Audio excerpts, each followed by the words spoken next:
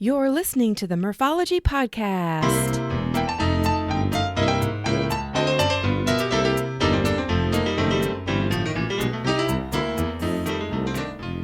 Thanks for tuning into the Morphology Podcast. Hey, if you haven't yet, please subscribe to this podcast and give it a thumbs up if it's deserving.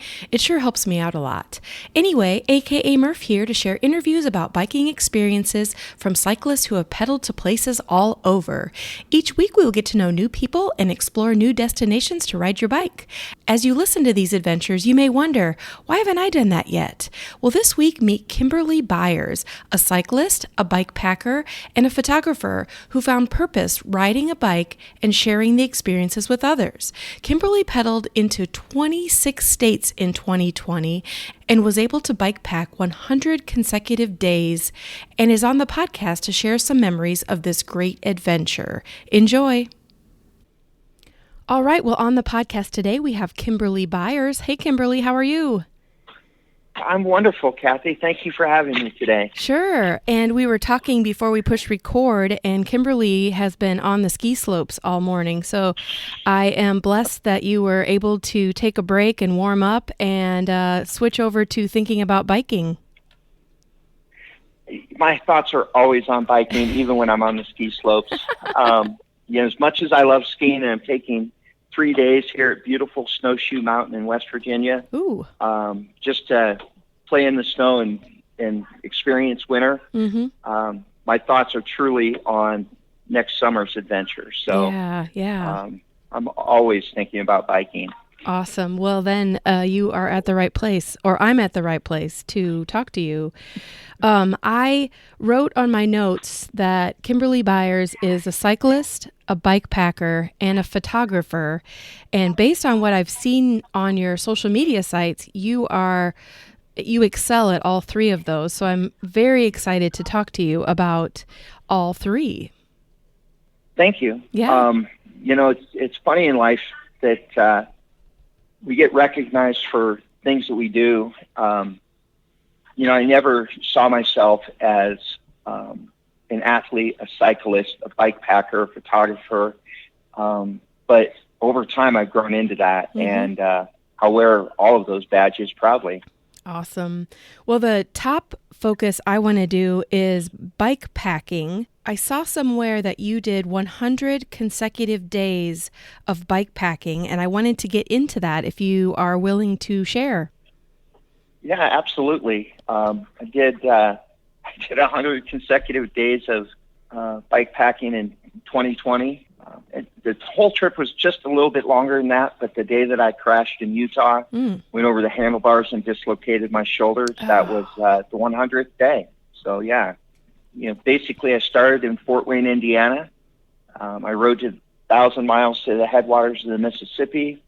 I rode over across the Dakotas to the Badlands, to the Black Hills, crossed into Wyoming to the Devil's Tower, crossed Wyoming to Yellowstone, went and played in Montana and Idaho a little bit, made a lap around the Tetons, including taking a day off of bike packing to race the Idaho 100 out of Victor. Fantastic route. A guy by the name of Aaron Couch works for Fitzpatrick's bike shop there in Victor, Idaho. They put on just a spectacular route, so it was worth taking a day off of. From there, I crossed the Great Basin of Wyoming on the Great Divide mountain bike trail, down into Colorado. I climbed Byers Peak, rode to Hoosier Pass, rode Mount Evans, went and visited with my friend Katie and Bonnie Guyon for a couple of days, went to Nebraska for a wedding, rode to the St. Louis Arch, ended up in Salt Lake City to race the Utah Mix Epic and crashed out on the first day. Then I called my Uncle Russ and said, hey, I need rescued. And he did a little road trip, and we went to the Grand Canyon, and I rode Amtrak home. Wow. So with the exception of I've ridden my bike in Colorado, all of those other states you mentioned, I have never been there on my bike. So I'm so intrigued to find out, maybe some good stories or some highlights of some of those, like being up north. I think it would be very interesting. I don't know anything about the terrain. gosh, I don't even know where to start with that. In 2019, I was real close to the Canadian border while in Glacier National Park in Montana, the Whitefish area, Columbia Falls, and all of that. And that was in the first week of June. There was still snow towering above my head from where they plowed through. Mm-hmm. This year in July, when I crossed the Wind River Range, one of the particular mornings that I woke up, my Garmin's temperature sensor said it was 26.2 degrees. Wow. At sunrise when I was packing up everything, getting ready to roll. So you get up in the mountains, you get up northern part of the Rockies, even in July, it's an amazing experience for a Midwesterner like myself. Mm-hmm. So I've been biking for long time, and I've been mostly doing bike touring. And to me, the difference between bike packing and touring is the volume of space that you can have for stuff on your bike. Because when I'm touring, I have panniers on the front and the back, plus in the frame, plus in the front on the handlebars. So I have lots and lots of room, and I take probably way more stuff than I need to. But when you're bike packing, correct me if I'm wrong, but you have a lot less space. You probably have something under your saddle, maybe something on the handlebars, and then in the frame. Is that right? That is correct. It's interesting. Everybody has a different take on the difference between bike packing and bike touring. Mm-hmm. For me, it's kind of a mindset. When you're bike packing, it's about minimalist. So that, just taking just what you need, mm-hmm. And nothing more. And I think that most people would say that bike packers are on a little bit more out of the way, a little, kind of the back road to the road less traveled, where bike touring, you're just taking the road less traveled. Yep. Which doesn't mean that one outweighs the other. But for me, I think bike packing is really more of a mindset than any particular set rules. Yeah, I started doing a lot more bike packing this past in 2020, and I completely agree with everything you just said. I mean, it's definitely being more minimalist, but I was on a trip, and it was exactly what you mentioned, where, it's a beautiful day during the day, and then it got so cold at night. And, thinking back, I'm like, could I have put another sleeping bag somewhere on my bike? Probably not, but I mean, did I die? No, I was fine. It was cold, but I was fine. So I talked about being 26 degrees in the winds.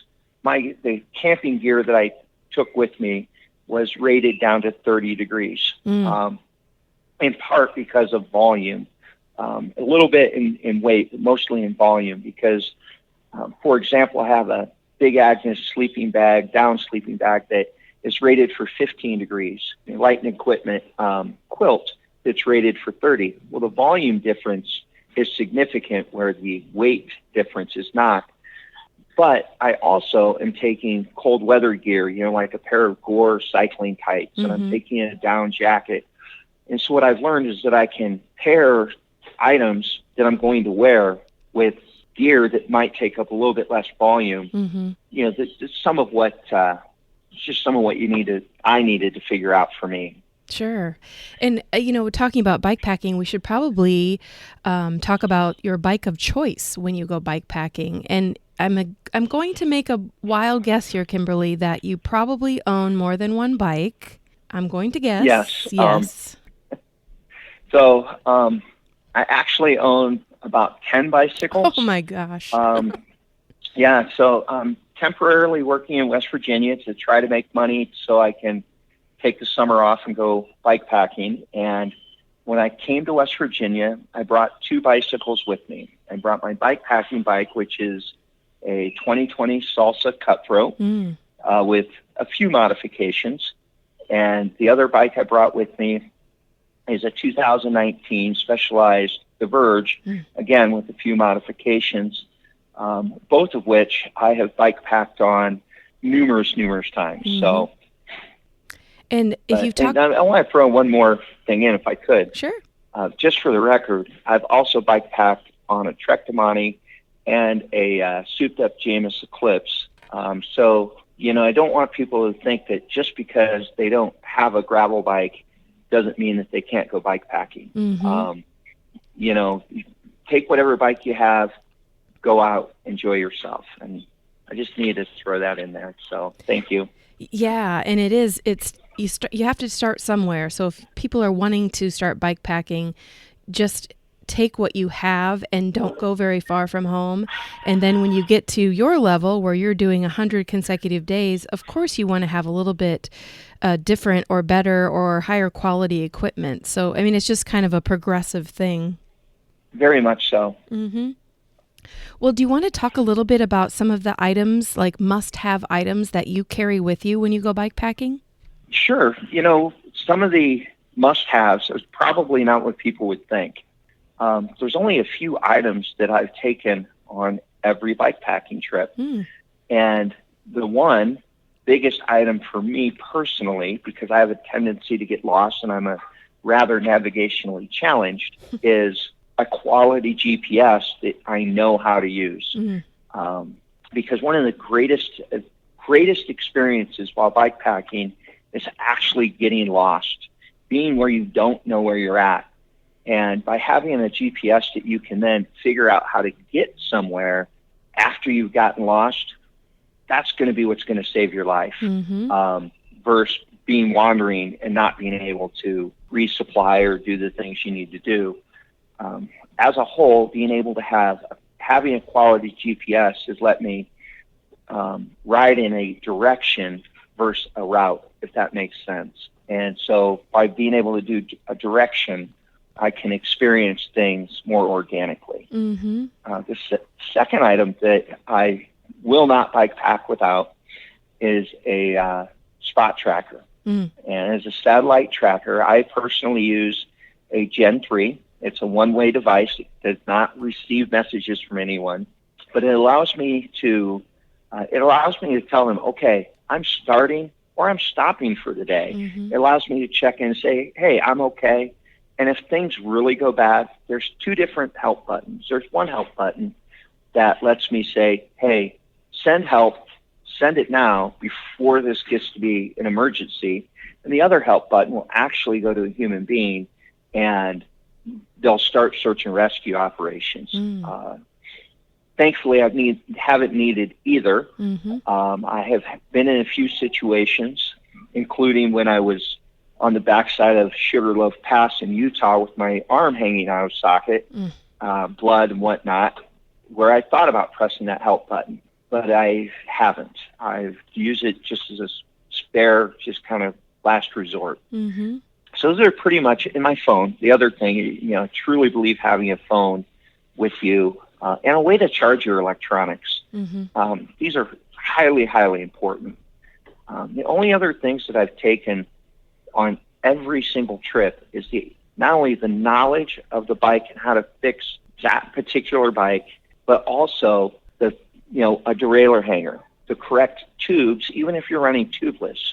So I run tubeless, but I'm a huge fan of Tubolito tubes.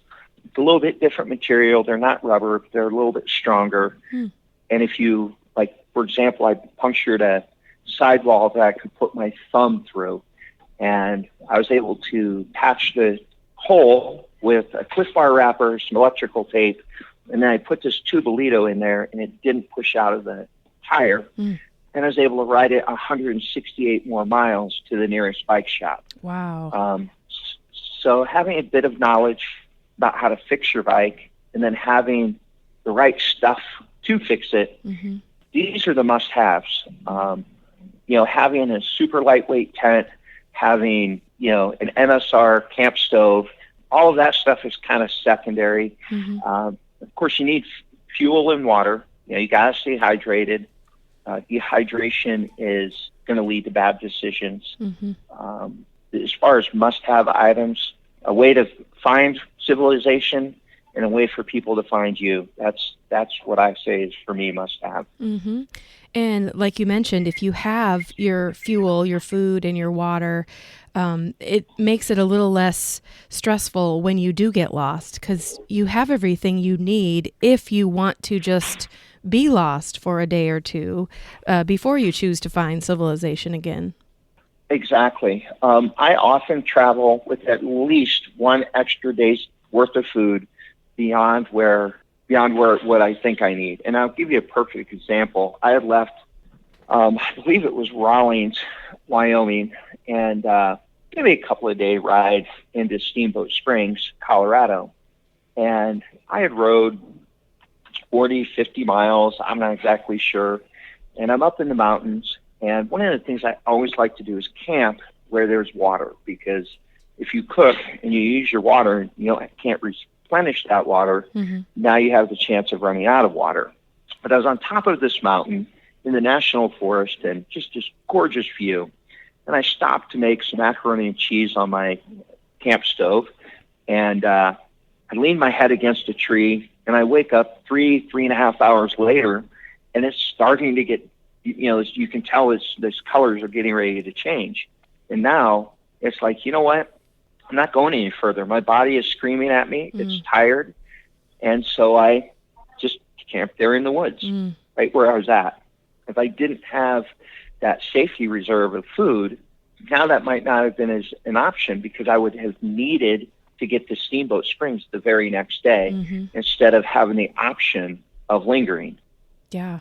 Do you have an average daily mileage that you go for, or are you going more for destination or view, or you're winging it? I definitely wing it. Definitely. So it's a combination of all of that. In part, it's an effort, and an effort's hard to describe, especially when you're not using a power meter or you're not using a way to measure that effort. Now, in the past, before I transitioned to purely bikepacking, when I was doing more bike racing, I've used power meters, I've used heart rate straps, and I have a pretty good idea of what the effort to burn 5,000 to 6,000 calories a day is. In the Rockies, that effort might equate to 65 gravel miles and 10,000 feet of climbing, where that same effort in South Dakota is 130 gravel miles. So it's all relative. When I was crossing South Dakota, there's Tina and Joe Stiller have given me a lot of information about the Native Americans and some of the issues that they were having. And so when I was crossing the Dakotas, I was kind of on destination. I was trying to get to certain towns that I knew had parks, because in the Dakotas and Kansas, camping in a city park is totally legal. A lot of them are free, donation-based. Some of them, like Aberdeen, are full-fledged campgrounds. And so, like in the Dakotas, it was totally getting from one point to another, getting from one set of civilization to another. In Wyoming and Colorado, it wasn't quite like that. It was more of a direction and effort, if that makes sense. So it's a huge combination. Of course, the further east you go, the less public property there is, and so that makes it so you need to get to a place where you can legally camp out or get a hotel or some combination thereof. A quick interruption to tell you this week's podcast is sponsored by Lizard Lips Lip Balm. These great lip balms contain natural ingredients, come in a variety of flavors, and you can choose certified organic or balms with sun protection. Check it out at lizardlips.net. Now back to the show. Back to your must-have items. Obviously what you mentioned as far as your must-haves takes up weight and space, and especially a charging device. I carry a solar charging device, but it's, that fills up weight, plus your sleeping gear, plus your camping gear, all of that good stuff. Do you ever squeeze in some luxury items that maybe you don't really need, but you, for peace of mind or mental health or for fun, you carry?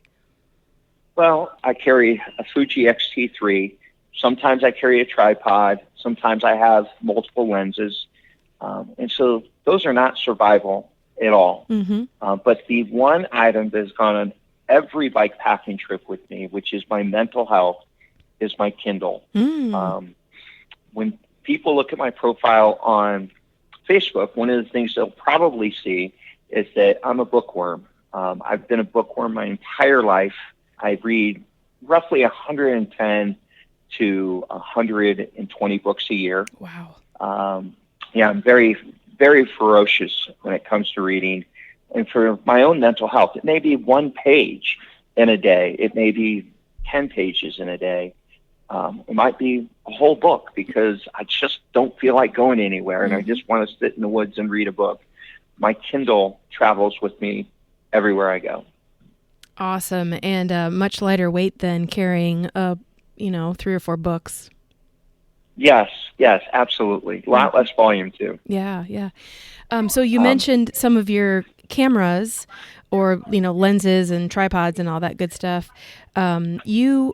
You share a lot of your bike packing experiences with videos and in-person clinics and, YouTube and Facebook. And so I was wondering if you wanted to tell us a little bit about that experience of like, how do you make videos or when do you choose to, or how does that work? So I'm going to go off-side topic just for a second. I'm going to come back. Yeah. Okay. To your question. So a few years ago, I was sitting in a Waffle House with my friend Don Bennett, and Don is a Lutheran pastor. Now, I'm not very religious, but I'm very spiritual. And so we're sitting in this Waffle House, and I'm looking at Dawn, who's very driven. She's got all this purpose, and we're talking about life. And I tell Dawn, I'm like, I'm homeless. I go from city to city, work temporarily, take time off, go ride my bike, and all I want to do is earn enough money to ride my bike. That's all I want to do in life. I feel like I'm ungrounded. I feel like I'm purposeless. And Dawn looks at me, and she says, well, why can't your purpose be to just ride your bike? Yeah. And it clicked. It was like, oh, wow, that can be a human being's purpose. I mean, I thought I was supposed to have a job, do it full time, put money away in a 401k, have a significant other. I shed that a long time ago and haven't found anyone since. Mm-hmm. It's like I lead the least conventional life out there, and it's okay for me to have a purpose other than what the world has told me I should have. Mm. It was like this huge light bulb. It was like I finally had permission just to live life on my terms. Once I realized that my purpose could very well be just to ride my bike and to talk to other people, I began to realize that having the ability, the time off to go bike pack for 100 consecutive days is a dream of some people's. They for sure. are, but they have other situations in life. And so here I've been blessed with this huge opportunity. And what do you do with opportunity? Well, so for me, I've tried to share that opportunity. I've tried to help people, because I've exceeded my own expectations. I never saw that I was to be doing this. This is not the life plan. But if I can help other people exceed their own expectations of themselves by sharing my experiences, well then, what greater gift can I be given and that I can give to the world? Right. So that's part of what drives me. Over the last few years, I've tried a YouTube channel, which after spring of 2020, I pretty much ignored because you go on a 100-day bikepacking trip. It's hard to take the proper gear to record videos and to make real YouTube videos. Mm-hmm. I was never really that good at it. I've tried to this fall get back into doing online videos, clinics. I actually scheduled a few clinics. Heather Harrison helped me set one up in Michigan. Nacho and Denise from the Peoria Area Mountain Bike Association invited me out to Peoria area, Pekin, Illinois. The Wabash Women's Bicycle Club in Lafayette, Indiana invited me out there. I got to ride with Lydia Trott, one of my randoneering heroes. So many people invited me to do things. And so I had these opportunities to talk about what I'm doing, to teach a little bit, and kind of show what it's like to be a bikepacker. What is a day in the life of bikepacking exist? And so I've tried all these different things on. It's like going to the store, finding a dress, trying it on, you wear it out, and then you hang it in the closet. Mm-hmm. So although I'm not necessarily opposed to doing clinics or riding with a bike club or talking, I haven't exactly found the way that fits me best to do that. But I definitely want to share my experiences. I want to put it out there. I want to help people reach into themselves and exceed their own expectations. As far as gear, my camera, it has the ability to do video, but I don't because it eats up the SD card. I own a Cycle IQ bikepacking camera, video camera, but I don't generally take it because I don't have the ability to process the SD cards, or micro SD cards in this case. So a lot of times, a lot of the videos that I've done are purely just using my phone. Currently I'm using a Galaxy S10, and what I find is for, basic video sharing, it's okay. It's not expert quality. That's, you know what I'm saying? The thought's always there to get a smaller computer tablet, like the Microsoft Go or something like that, and then take a HD camera, that plugs in USB and do this and that and all this camera gear. But ultimately, what it comes down to, again, is volume. All of that stuff has a volume and a weight. And one thing I don't know that a lot of people factor in when they're packing their bikes is you might only add 20 pounds of gear to your bike. But when you add water and you add food, right, that's another 20 pounds. Right. On a typical day, the food and water is going to well outweigh the amount of gear that I have. And for the record, the gear that I take with me weighs 11 pounds because I have shipped it home. That's it? Just 11 pounds? Not including food and water, all of my gear, clothing, my tent, my quilt, and the bags that they go in, I've got it down to 11 pounds. Oh my gosh. Yeah. And again, we talk about minimalist, we're talking about me taking one tank top to wear every day while I'm biking, and then one other t-shirt to have when I'm not biking.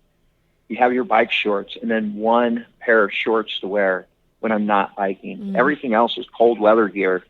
But it's bike packing is about minimalist for me, being a minimalist, taking only what you need. Yeah, I think bikepacking is what it took for me to learn that you don't have to, when you're out in the middle of nowhere, you don't have to change your clothes every single day.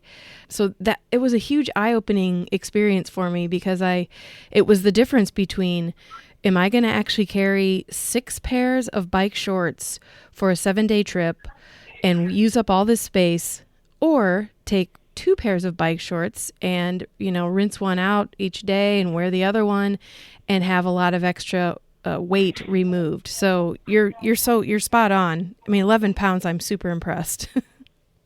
Thank you. Yeah. You talk about bike shorts. I have found that for myself, again, it's all about volume. I will actually rotate my bike shorts, but I wear them both every day at the same time. So I have one pair on the outside, one pair on the inside. So it kind of doubles up the padding. And if you have good fitting bike shorts, it works pretty good. But I will ask you, you talk about rinsing your bike shorts out. Have you ever thought about if you cross, say, the desert of Wyoming, Great Basin, what water are you going to use to rinse out your shorts? Yeah. Myself, I will get a small thing of baby wipes. And that's what I will use because I use it to clean myself. But I also wipe out my bike shorts with those antibacterial wipes. So again, it's all about getting down to the bare minimum. And then the last thing I want to say about just wearing the same clothes every day, one of the greatest things for me about bike packing is that the world, the road, the environment, it doesn't care. It doesn't care what you look like, what you smell like. It cares that you're out there and living it and participating in it. And, so again, having those perfectly clean bike shorts, that perfectly clean top, and matching kit and matching socks, the world doesn't care. Right. That is so true. And quickly, at least for me, I didn't care. You know what I mean? After you're biking for a couple of days, you're wearing what's comfortable, and it's all about what you see in the environment and, getting to wherever you're going or enjoying the time getting there. I mean, that's what it came down to. For me, bike packing so often is about the new experiences, is about, because every day is jam-packed with my brain and my life and my soul expanding by leaps and bounds with new experiences, at times new people, new places, witnessing colors and vibrancy and smells and all of this. And to me, that's what I want to experience. Yeah. And none of that matters on whether or not you have mascara on or your hair just done up so. That's so true. So true. So when you look at, your 100 days of bike packing, and then you on the path to figuring out that if I work these few months, then I can bike these several months, and then kind of, rinse and repeat, and it's where you want to be. I saw somewhere that you have biked over 30,000 miles in the last several years, like 4 years or something like that. Is that true? A quick interruption to tell you this week's sponsor is Thirsty Pigs, a full-service mobile event company offering beer, wine, spirits, plus catering for any indoor or outdoor event. Check out more at thirstypigs.com. Now back to the show. That is absolutely true. I'd have to go to my Strava account to see exactly what that number is. Mm-hmm. I don't know, it's probably upwards 36, 37,000. I don't think I've broke 40,000 quite yet, just since the end of 2016. Again, I've just been privileged to, a bit late in life, to find my place. Mm-hmm. And luckily, I have a lifestyle that is conducive to going from one place to another. In 2020, I was actually privileged to bike in 26 different states, which I almost am afraid to say, because we did have a pandemic going on in this country. I tried to be as responsible as possible. But, I've just been privileged to find the time to ride some more. Yeah, right. And based on what I've seen on your social media, like you've mentioned, you've been through 26 states in the last, in 2020. And I noticed that you also do a lot of national parks. At least you photograph those, because the photographs are amazing. I have to tell you that. But can you maybe share a couple of memorable places or highlights, where you've pedaled? Well, so in 2020, which first of all, the whole route was not really planned. So 2020 is building upon 2019. And in 2019, I had entered the Trans Am bicycle race, and I dropped out of the Trans Am bicycle race. I was struggling. I was not doing nearly as well, and I wasn't having fun. I got to Lolo, Montana, and I had a choice. I could go right the way that the course went, and that would take me through Yellowstone National Park, which was 407 miles to my right. Or I could hang a left, and I could go to Glacier National Park, which was 351 miles to my left. And I'm standing on a corner in Lolo, Montana. And anybody who's been there, who's come down from Lolo Pass, they would understand that this is a T corner. You can't go straight. You either have to go right or you have to go left. And I reach into my bag and I pull out a quarter and I flip this quarter. And I said, heads for Glacier, tails for Yellowstone. And I snatched this quarter out of the air. I never look at it. I put it in my bag and I hung a left. And I went to Glacier National Park, for real. So awesome. And so for me, one of the absolute most freeing things I've ever done was to hang that left. So Glacier is always going to have a place in my heart that is just beyond spectacular. Going to the Sun Road it's unbelievable. It's absolutely unbelievable to have been able to ride that road twice now. Mm. And so, yes, Glacier is one of my most favorite places. Of course, I didn't make it to Yellowstone National Park like I was planning. And so for 2020, I rode to Yellowstone. And Yellowstone was just as majestic as I could have imagined, and then more. It was spectacular. Of course, what I didn't foresee was how much I would fall in love with the Tetons. I saw the Tetons. I fell in love with them. My friend Deb Rose, who met me in Yellowstone, she's from Boise, bikepacker from Boise. She met me in Yellowstone, and she was kind of my tour guide of the Yellowstone ecosystem, which includes the Tetons. After the Idaho 100, we separated ways. I continued towards Nebraska for my cousin Erin's wedding, and she went back towards Boise. I didn't foresee me falling in love with the Tetons, but I did. I absolutely did. I made an entire lap around them, and as I crossed the Apusca Mountains, which are east of Yellowstone and the Tetons, I found a few tears as I went up Totally Pass, and when I could no longer see the Tetons, there was a sadness that came over me. Of course, the Apuscas were cool. The winds were as legendary as they are.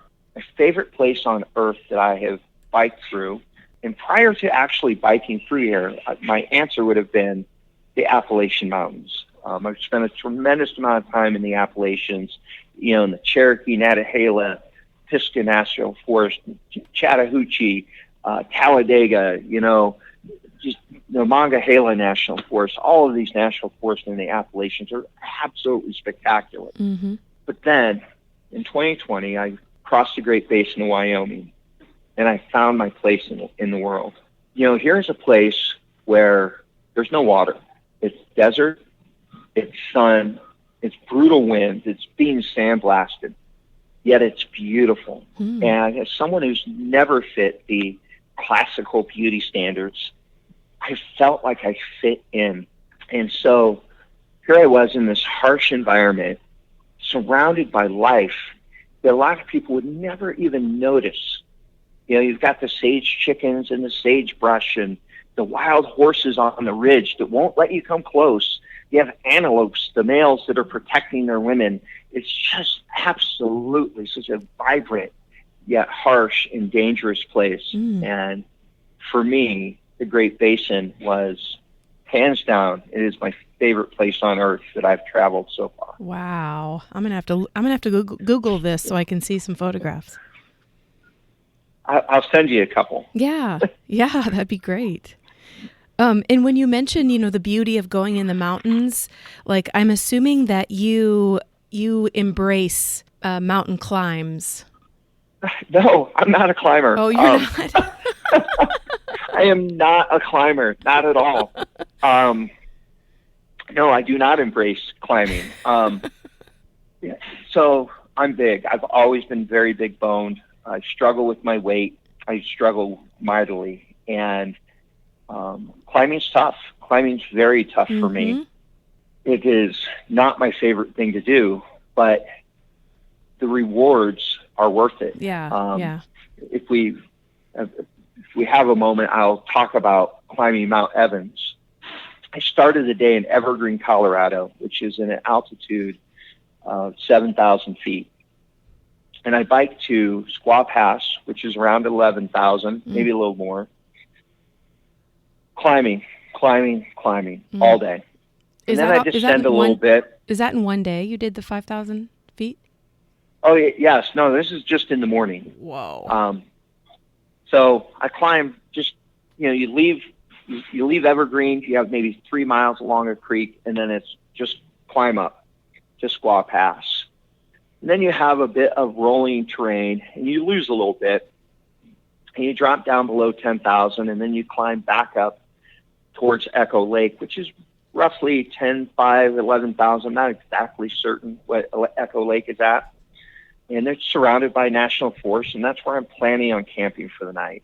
And I hang a left on the road to climb to Mount Evans, which is like 4,100 and change. And I start biking. Of course, people are coming down from the mountain, and I'm going up. It's late afternoon. I've been at this all day. It's 14 miles from Echo Lake to the top. When I get to the top, I have ridden 26 miles. But I've climbed from 7,000 feet to 11, down to 10, back to 11, to more than 14,000 feet. Okay, I've climbed more than 8,000 total, almost 9,000 feet total. I'm the last person up there. You know, I'm on a loaded bikepacking bike, and I get off this bike, and there's these mountain goats up there. It's really cool. The ruins of this observatory, and I'm tired. I'm exhausted. I'm lonely, and I actually cuss God out. I'm like, God, this is hard. I'm out here doing superhero stuff, and I tell him how upset I am that I haven't found my person yet, that we're taking our time to cross paths. And in part because I am so physically exhausted from such a difficult task that all of my emotions are just brought right out to the foresight. But then this mountain goat nudges me like, hey, you got any food? You're not quite as alone as you think you are. And I come back into the moment, which is part of what bikepacking is all about. It's about living in the moment. It's not thinking about what you don't have or what you do have. It's about being in the moment. It's about the fact that I just rode my bicycle above the clouds. Right. And I have a mountain goat that I'm taking selfies with. And so for me, I struggle on the climbs, but again, the rewards put me in the moment, and I cherish each and every summit I get to. Yeah, and 14,000 feet is quite a feat, but to do it, you know, that was not your first mountain pass that day. That's just amazing. Have you done 8,000 feet more than one time in one day? I haven't had, yes, I've had a few times. There was, there was one day in Idaho in 2019 where I had 4 mountain passes to climb, and I think I did more than 11,000 that day. And it was brutal. I cried. Yeah. I literally wept. I didn't feel like I had the strength to get over that last one, and I wept. I mean, that's all I could do.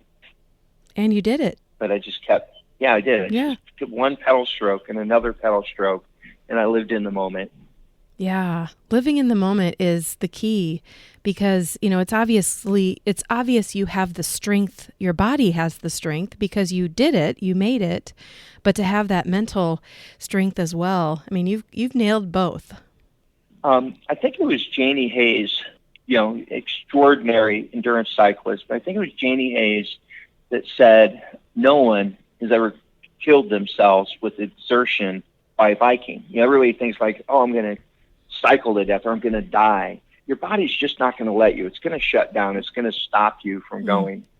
So our bodies are way stronger than our minds are than the mental aspect. But yeah, and that's the thing. That's where I talk about people exceeding their own expectations. With me exceeding my own expectations of myself, to be able to push myself emotionally and mentally, that's where the beauty comes in. Yeah. And when you can live in the moment and you can achieve something that you never thought possible, you're like, there's no way I could do this. And yet you get there. That's the beauty of it. Yeah. Yes. I want to go right now on a bikepacking trip. I actually do too. I want to say screw the skiing and go bikepacking. So, you know, speaking of mental health and, you know, just having the strength, what would you say to people who have been listening who are like, man, I have the dream. Can I do it? Should I do it? What advice would you give them? Well, first of all, anyone can do it. Anyone can go bikepacking. I would not suggest that people just jump off and go ride 100 days bikepacking. Before I did that, you know, my Salsa Cutthroat is my 4th bikepacking bike. I sat down with Marcus Wind of Summit City Bicycles and Fitness, and we hatched the idea for this. And then we had a group of people who put this very customized Salsa Cutthroat together to be able to survive an expedition like this. So there's months and months of just the bicycle coming together. So just jumping on any bike and riding off into the sunset is probably a bad idea. But take what you have and start slow. Do an overnight, do 2 or 3 overnights, do it with people. My first bikepacking trip was more of a tour. I rode with my friends Jennifer, Beth Ann, Jennifer's husband, Brad, and a guy named Jim.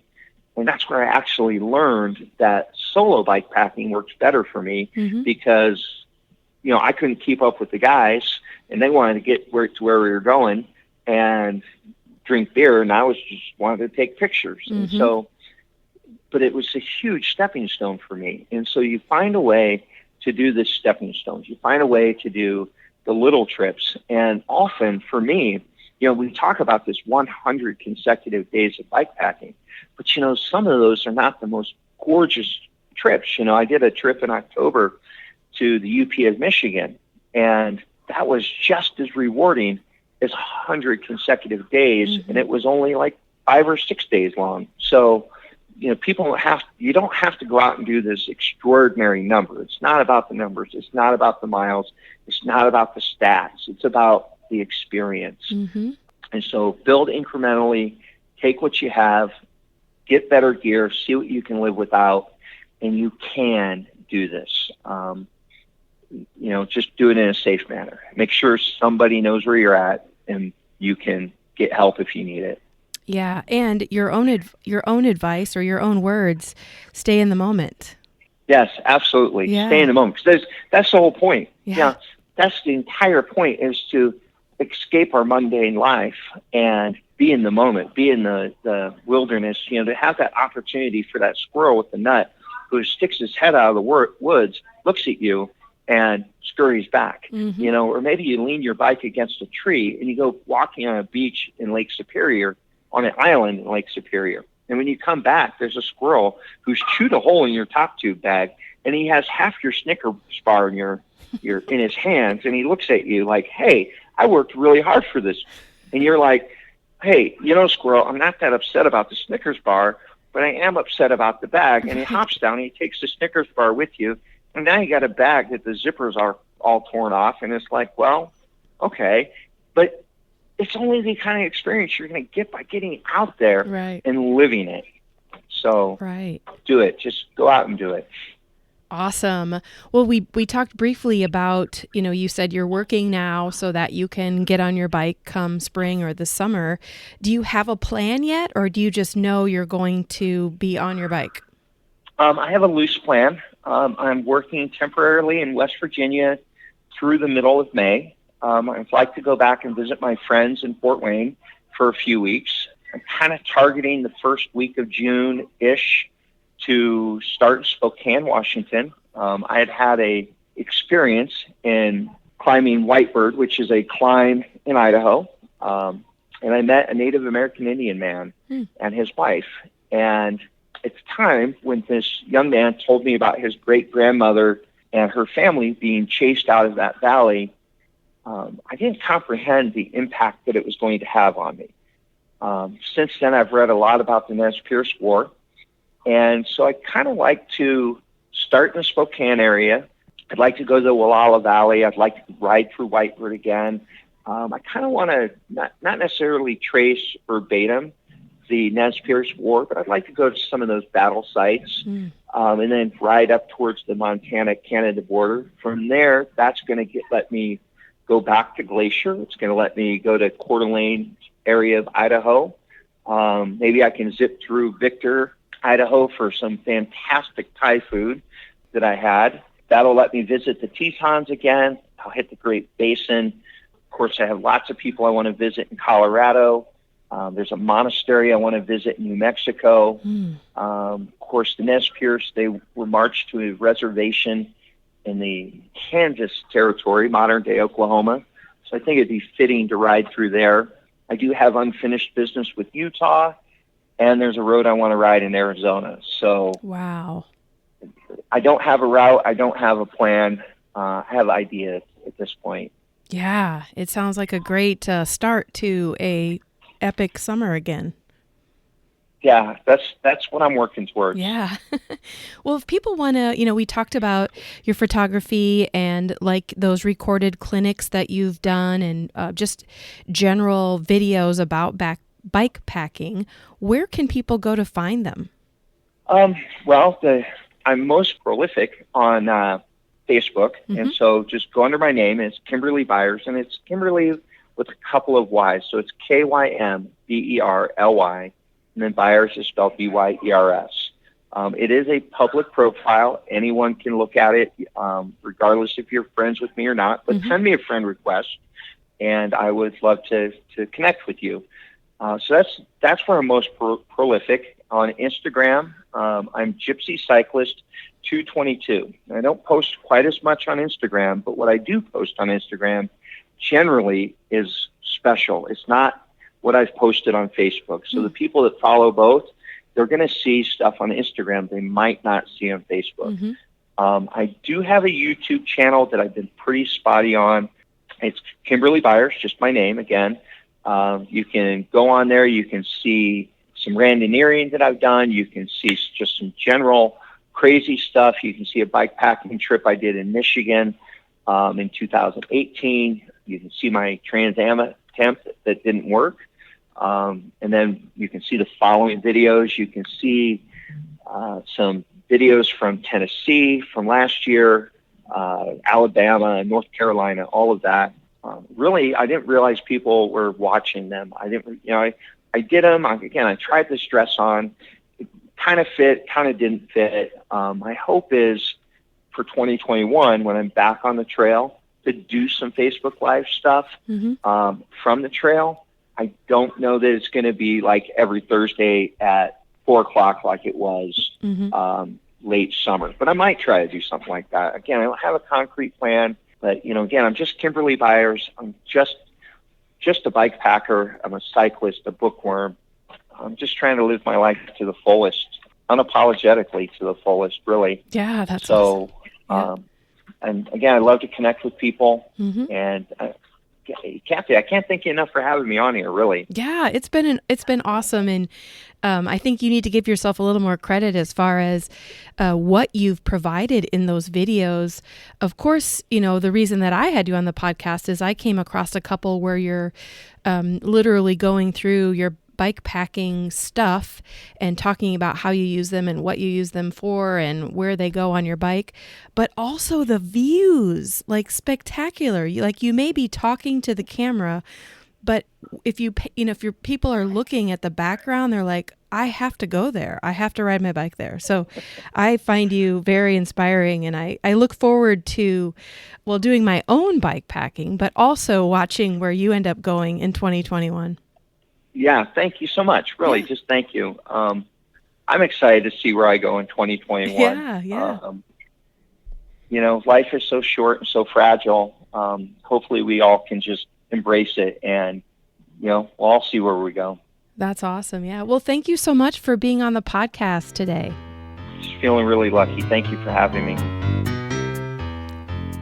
Well, that's it for this week. Thanks, Kymberly, for telling us about your bikepacking adventures and sharing expert tips on how to bike pack in the most minimalistic way. Kymberly mentioned how important it is to stay in the moment, and I find this simple advice quite meaningful and more difficult to do than you think. So if you have a topic or the name of a cyclist you find interesting, email me at murphologypodcast@gmail.com. Please visit my Instagram page for daily entertainment and check out the Murphology YouTube page to find videos of some of the places I go with my bike. I'll leave you with this quote from the Unwritten Book of Murphology. This quote comes from John Muir. Keep close to nature's heart and break away once in a while. Climb a mountain or spend a week in the woods. Wash your spirit clean. Think about it.